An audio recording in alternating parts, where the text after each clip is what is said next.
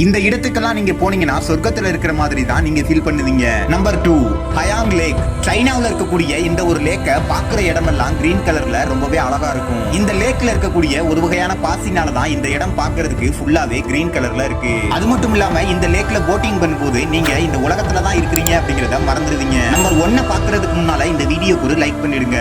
Number 1, ஸ்கோகோஃபோஸ் waterfall. ஐஸ்லாண்ட்ல இருக்கக்கூடிய இந்த ஒரு வாட்டர்ஃபால சம்மர் டைம்ல பார்க்க ரொம்பவே அழகா இருக்கும். அது மட்டும் இல்லாம விண்டர் சீசன்ல உறைஞ்சு போன ஐஸ் கட்டிகள் ஃபால்ஸ் மாதிரி விழுகிறத பார்க்கும்போது நீங்க சொர்க்கத்துல இருக்கிற மாதிரி தான் ஃபீல் பண்ணுவீங்க.